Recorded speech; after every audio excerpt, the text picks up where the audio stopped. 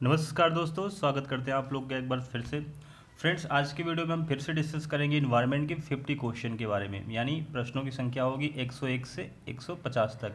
इससे पहले दो वीडियो के माध्यम से हमने 100 क्वेश्चन सॉल्व किए थे और ये सारे क्वेश्चन बहुत ही ज़्यादा इंपॉर्टेंट है। जितने भी कोचिंग इंस्टीट्यूट हैं, बुक हैं, किताब है, कॉपी है, सबसे मैं जो है कलेक्ट करके डेटा ये वीडियो बना रहा हूँ आप लोगों के लिए। तो ये पूरा का पूरा वीडियो सीरीज देख लीजिए, करीब 15 से 20 वीडियोज़ हैं। आपके सारे के सारे इन्वायरमेंट क्वेश्चन हो जाएंगे सभी परीक्षाओं में, चाहे आईएएस हो, पीसीएस हो, एसएससी हो, रेलवे हो, टेट हो, सीटेट हो, टीजीटी, पीजीटी, कोई सा एग्ज़ाम हो, आप सारे प्रश्नों को जो है हल कर लेंगे। तो आइए शुरुआत करते हैं पहले क्वेश्चन से। पहला क्वेश्चन है क्वेश्चन नंबर 101। पहला क्वेश्चन ये कहता है कि भाई नामदाभा राष्ट्रीय उद्यान किस प्रदेश में है? तो इसका करेक्ट आंसर हो जाएगा अरुणाचल प्रदेश। अरुणाचल प्रदेश में जो है नामदाभा राष्ट्रीय उद्यान स्थित है।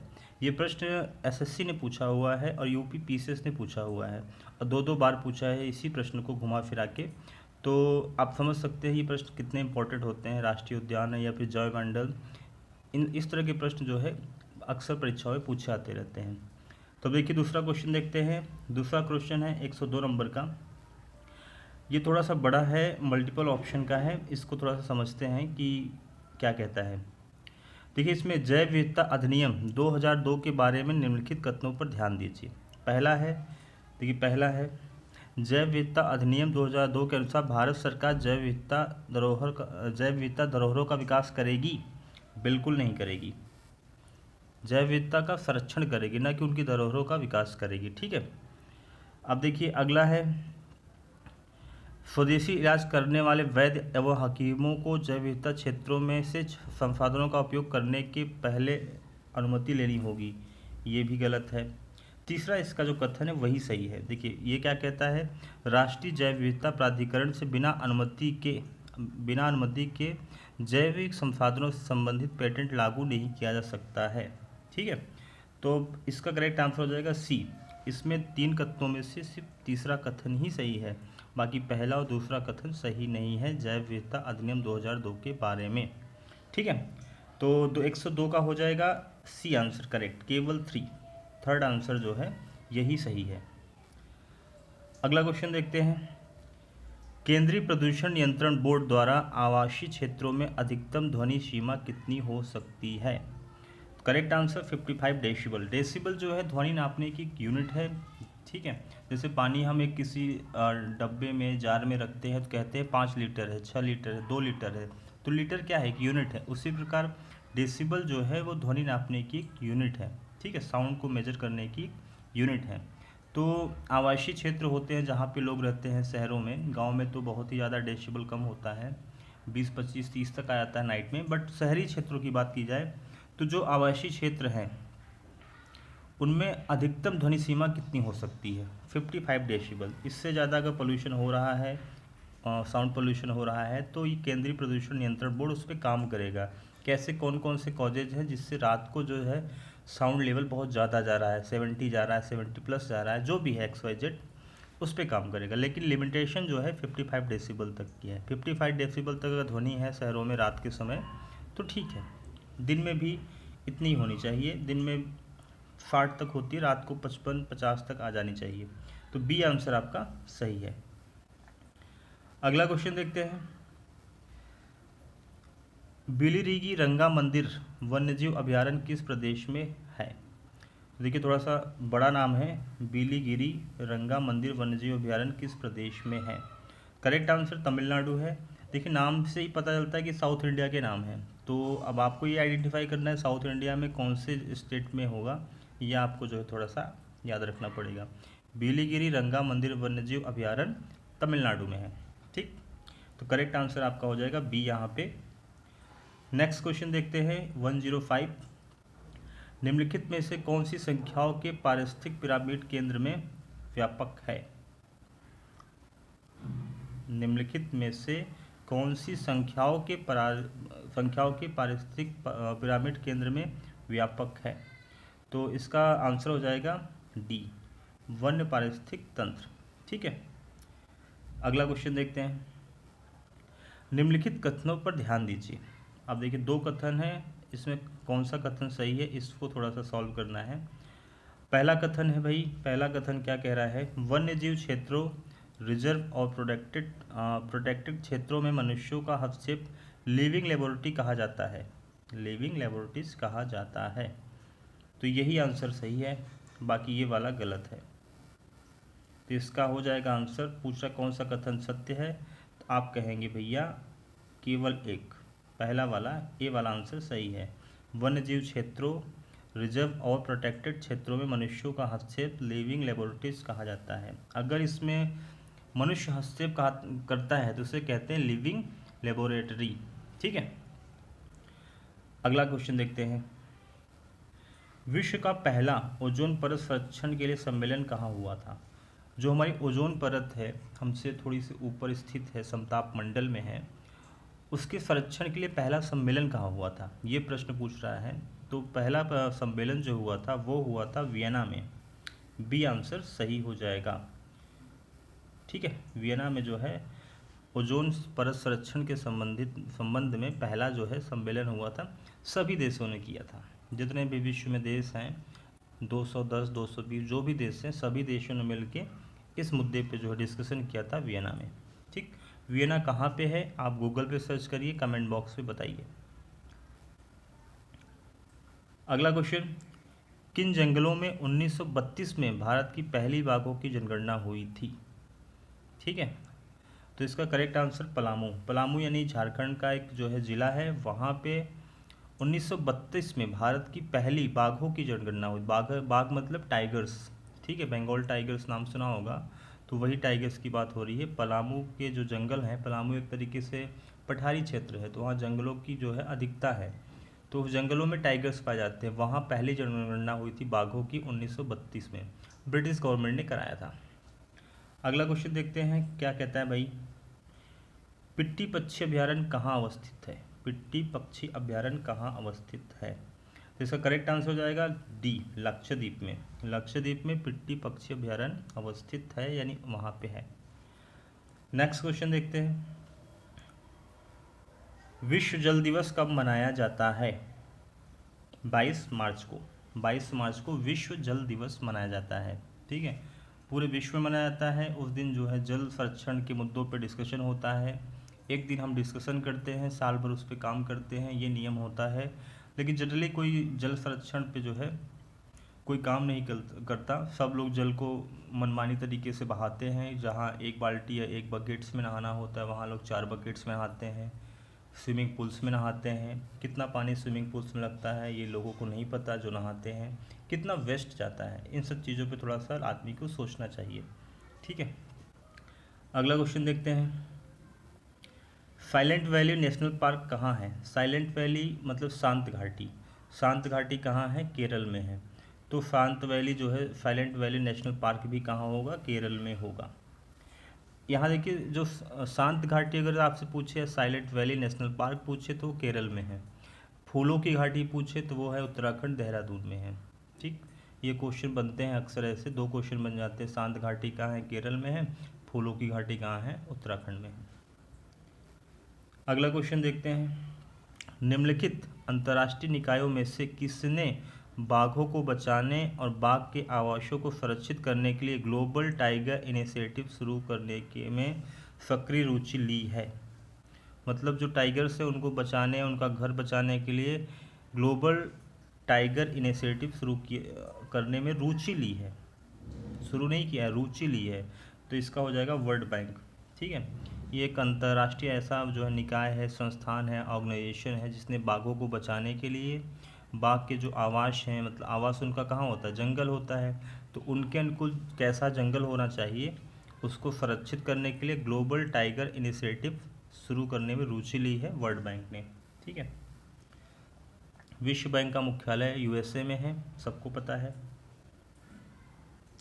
अब देखिए अगला क्वेश्चन 113। ठीक है, अब इसमें देखिए बड़ा क्वेश्चन है, इसमें कौन सा कथन सत्य है, कथन और कारक वाला हिसाब तो नहीं है, लेकिन इसमें मल्टीपल ऑप्शन वाला है। तो एक बार पढ़ते हैं, समझते हैं क्या कहता है क्वेश्चन, फिर इसको सॉल्व करते हैं। अब देखिए इसमें क्वेश्चन ये पूछा गया है कि भाई कि तटीय विनियमन क्षेत्र के संदर्भ में निम्नलिखित बयानों पर विचार करिए।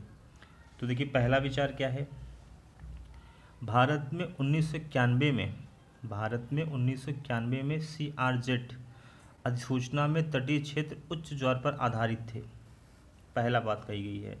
ठीक है, अब दूसरी बात क्या कही गई है, 2004 की स्वामीनाथन रिपोर्ट इस बात का रिव्यू करने के लिए थी कि उच्च ज्वार लाइन सर्वोत्तम अभ्यास नहीं है और कम वैज्ञानिक है। तो यही दोनों बातें आपकी सही हैं, ये दोनों बातें सही हैं, बाकी तीसरी बात गलत है। तो आपका आंसर हो जाएगा बी, केवल 1 और 2। ठीक है, ये मल्टीपल ऑप्शन क्वेश्चन है, ये IAS का क्वेश्चन है, इसे IAS ने 2012 या 13 में पूछा है, मैं श्योर नहीं हूँ, ऐसे क्वेश्चन भी पूछा सकते हैं। अगला क्वेश्चन देखते हैं, 114 नंबर, भारत का पहला समुद्री जैव विविधता के लिए राष्ट्रीय केंद्र कहाँ है। समुद्री जैव विविधता मतलब स्थल पे जो जैव विविधता है उसको संरक्षण के लिए तो बात हो ही रही है, समुद्र में भी जो बायोडाइवर्सिटीज है उसको भी संरक्षित करने के लिए एक राष्ट्रीय केंद्र बनाया गया है, वो अवस्थित कहाँ है, भारत में, मनी भारत का। 114 का करेक्ट आंसर हो जाएगा जामनगर। जामनगर मतलब गुजरात में, गुजरात में जो है, गुजरात के समुद्री तटीय स्थानों पे जो है इसे स्थापित किया गया है। ठीक है, अगला क्वेश्चन देखते हैं, महेश रंगराजन समिति ने किस उद्देश्य के लिए वन्य जीव अधिनियम में सुधार की सिफारिश की थी। करेक्ट आंसर हो जाएगा बी, राष्ट्रीय हाथी संरक्षण प्राधिकरण स्थापित करने के लिए।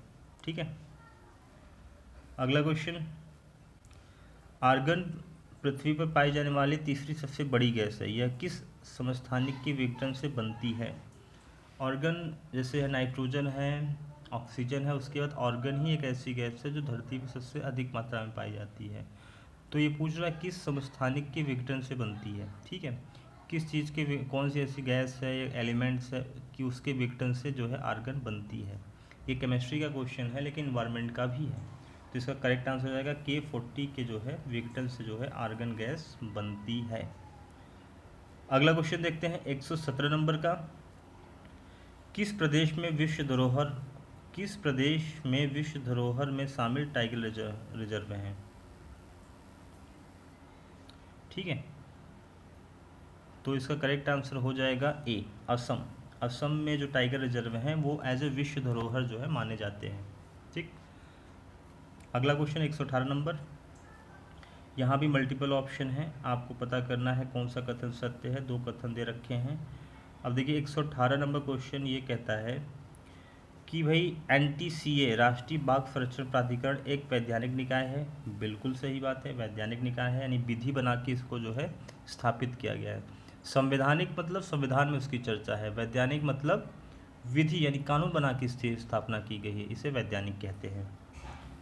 दूसरा है NTCA की घोषणा वन्यजीव सुरक्षा अधिनियम में संशोधन के बाद हुई, ये भी बात सही है, तो इसका करेक्ट आंसर हो जाएगा सी, दोनों कथन जो है सत्य है।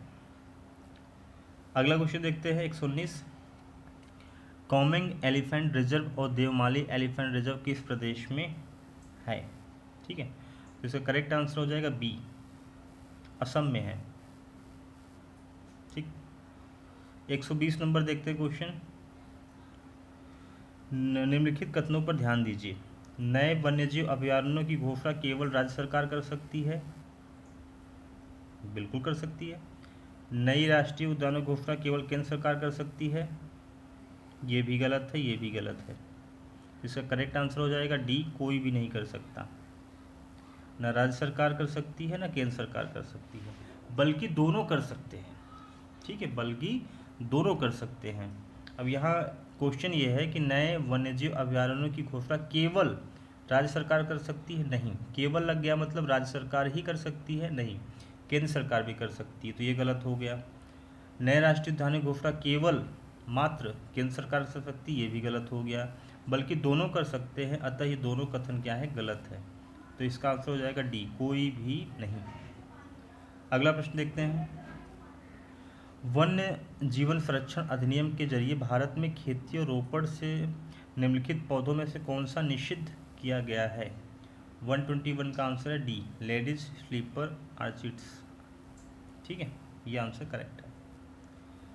122 नंबर का देखते हैं क्या क्वेश्चन क्या कहता है। किस एक्ट में नए वन्यजीव रिजर्व बनाने का प्रावधान है? डी, इनमें से कोई नहीं। किसी भी एक्ट में नए वन्यजीव बनाने का प्रावधान नहीं है। एक्ट जो है प्रोटेक्शन के लिए होते हैं, किसी उद्देश्य की पूर्ति के लिए होते हैं, ना कि नए वन्यजीव रिजर्व बनाने के लिए होते हैं। नए वन्यजीव रिजर्व बनाने के लिए केंद्र सरकार, राज्य सरकार खुद ही जो है इनिशिएटिव ले सकती है। अगला प्रश्न देखते हैं 123 क्या कहता है। 123, कूनो पालपुर वन्यजीव अभयारण्य किस प्रदेश में है? इसका करेक्ट आंसर हो जाएगा बी, मध्य प्रदेश में है। कूनो पालपुर वन्यजीव अभयारण्य मध्य प्रदेश में है। 124 नंबर, डीडीटी कौन सा प्रदूषण उत्पन्न करता है? उपर्युक्त सभी, वायु प्रदूषण, जल प्रदूषण, मिट्टी प्रदूषण, तीनों प्रकार के प्रदूषण उत्पन्न करता है, तो करेक्ट आंसर हो जाएगा डी। ठीक। उत्तर प्रदेश में विज्ञान और प्रौद्योगिकी परिषद का गठन कब हुआ था? उत्तर प्रदेश में विज्ञान और प्रौद्योगिकी परिषद का गठन कब हुआ? 125 में, 1975 में हुआ। 1975 में हुआ। ठीक है। अब देखिए 1975 में उत्तर प्रदेश में विज्ञान और प्रौद्योगिकी परिषद का गठन हो चुका है, मतलब आज से 45 साल पहले ही गठन हुआ। लेकिन उत्तर प्रदेश विज्ञान और टेक्नोलॉजी के क्षेत्र में कितना आगे है ये हम सबके सामने है, सब जानते हैं कितना आगे है उत्तर प्रदेश। ठीक है। अगला प्रश्न देखते हैं 126, निम्नलिखित में कौन सी ग्रीन हाउस गैस गंदे पानी से बनती है? गंदे पानी से कौन सी ग्रीन हाउस गैस बनती है? वो उसका करेक्ट आंसर है ये मेथेन। मेथेन गैस जो है गंदे पानी से बनती है। अगला क्वेश्चन, निम्नलिखित पर ध्यान दीजिए। एलपीजी, सीएनजी, शॉले गैस, मेथेन किस गैस का मुख्य यौगिक है? ये पूछा गया है। मेथेन जो है किस गैस का मुख्य यौगिक है? करेक्ट आंसर हो जाएगा डी, ये सभी। इन सभी का जो है यौगिक है, इन सभी को मिलके मेथेन बनती है। एलपीजी, सीएनजी, शॉले गैस, इन सबों को मिला के, यानी इन सबों को मिला के नहीं कहिए, बल्कि इन सबों में जो है मेथेन पाई जाती है। एलपीजी में मीथेन होती है, सीएनजी में मेथेन होती है, शॉले गैस में भी मीथेन होती है। अगला क्वेश्चन देखते हैं। अगला क्वेश्चन ये कहता है कि हाइड्रोक्लोरोफ्लोरोकार्बन में 4 तत्व होते हैं, हाइड्रोजन, क्लोरीन, फ्लोरीन, कार्बन। इनमें से कौन सी गैस ओजोन परत के क्षरण में सबसे ज़्यादा योगदान देती है? ठीक है। हाइड्रोक्लोरोफ्लोरोकार्बन में 4 एलिमेंट्स हैं, हाइड्रोजन, क्लोरीन, फ्लोरीन, कार्बन। पूछा जा रहा है इन चारों गैस में ओजोन परत क्षरण में सबसे ज़्यादा योगदान कौन सी देती है?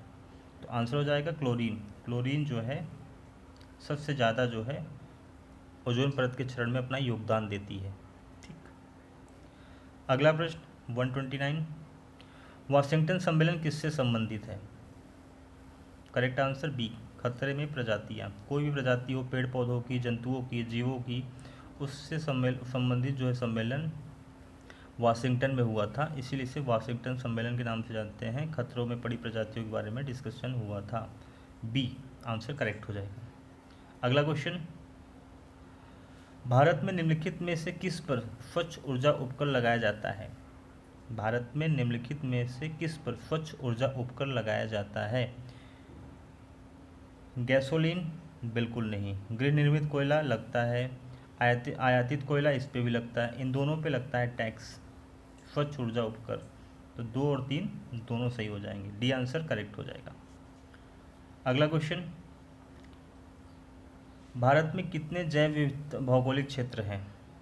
ठीक है, पूछ रहा है भारत में कितने जैव भौगोलिक क्षेत्र हैं, तो करेक्ट आंसर हो जाएगा आपका 10, बी आंसर। नहीं, 10 जो है जैव भौगोलिक क्षेत्र है। ये 10 के 10 जो है नाम हमने यहाँ पे लिख रखा है, आप इसे पढ़ लीजिएगा और याद कर लीजिएगा कि कौन से जैव भौगोलिक प्रक्षेत्र हैं।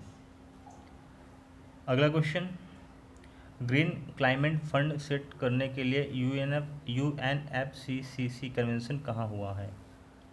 करेक्ट आंसर हो जाएगा सी, बाली में हुआ था। बाली मतलब इंडोनेशिया। ठीक है। ग्रीन क्लाइमेट फंड सेट करने के लिए, ग्रीन क्लाइमेट फंड होता है एक फंड इकट्ठा करने के लिए, UNFCCC कन्वेंशन कहाँ हुआ था? बाली। बाली मतलब इंडोनेशिया, इंडोनेशिया में जो है बाली है। अगला क्वेश्चन, निम्नलिखित में से किस संधि के कार्यों को पूरा करने के लिए भारत सरकार नेशनल कम्युनिकेशन का प्रकाशन करती है? करेक्ट आंसर हो जाएगा C, United Nations framework convention on climate change. ठीक है, United Nation framework convention on climate change, इसको पूरा करने के लिए नेशनल कम्युनिकेशन का जो है प्रकाशन करती है, कौन करता है? भारत सरकार करती है। अगला क्वेश्चन, सफ़ेद एशियाई बाघ किस प्रदेश में पाए जाते हैं? सफ़ेद एशियाई बाघ किस प्रदेश में पाए जाते हैं? पश्चिम बंगाल, वेस्ट बंगाल में जो है सफ़ेद एशियाई बाघ मतलब वाइट कलर के जो है टाइगर पाए जाते हैं। अगला क्वेश्चन, ग्लोबल वार्मिंग की संभाव्यता मापने के लिए किस गैस का उपयोग किया जाता है? करेक्ट आंसर हो जाएगा ए, कार्बन डाइऑक्साइड। अगला क्वेश्चन, क्योटो प्रोटोकॉल के अनुसार ग्रीन हाउस गैसों की संख्या कितनी है?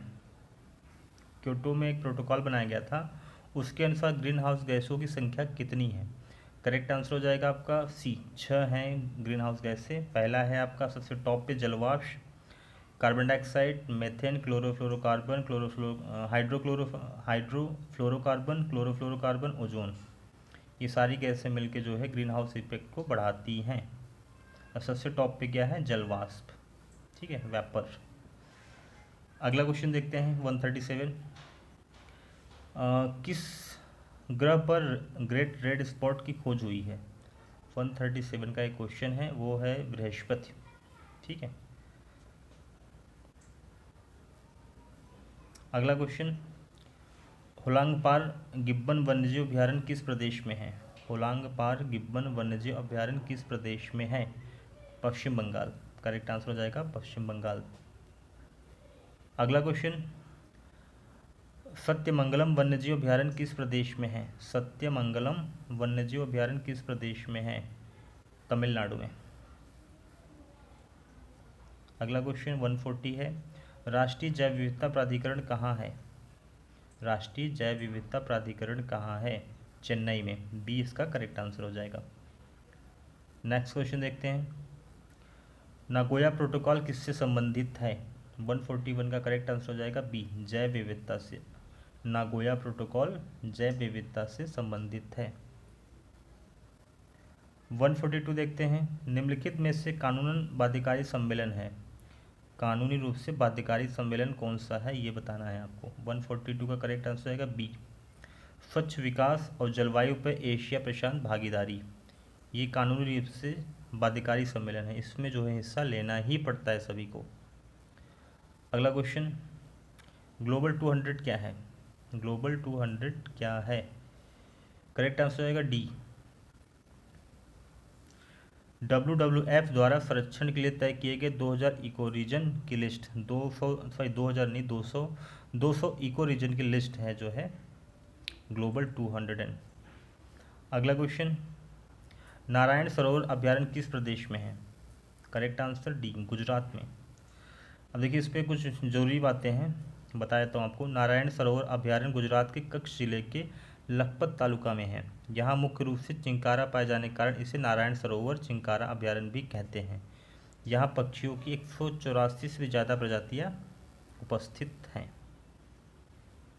अगला क्वेश्चन, फिश मील का व्यापक प्रयोग किसके लिए किया जाता है? फिश मील का व्यापक प्रयोग किसके लिए किया जाता है? करेक्ट आंसर हो जाएगा आपका ए, जैविक खाद के लिए। जैविक खाद बनाने के लिए फिश मील का प्रयोग किया जाता है। अगला क्वेश्चन 146 नंबर, ज्ञान भारती रिजर्व किस प्रदेश में है? ज्ञान भारती रिजर्व किस प्रदेश में है? करेक्ट आंसर डी, गुजरात में है। ज्ञान भारती रिजर्व गुजरात में है। नेक्स्ट क्वेश्चन देखते हैं, प्रोजेक्ट एलिफेंट के तहत कितने एलिफेंट रिजर्व बनाने की घोषणा हुई? इंडिया में प्रोजेक्ट एलिफेंट के तहत कितने एलिफेंट रिजर्व बनाने की घोषणा हुई है? करेक्ट आंसर हो जाएगा आपका सी, 24। ठीक है, इससे संबंधित कुछ बातें हैं, आप लोग पढ़ लीजिए, इम्पॉर्टेंट है। अगला क्वेश्चन देखते हैं, शहतूश शॉल की गुणवत्ता और मांग के कारण कौन सी प्रजाति खतरे में आ गई?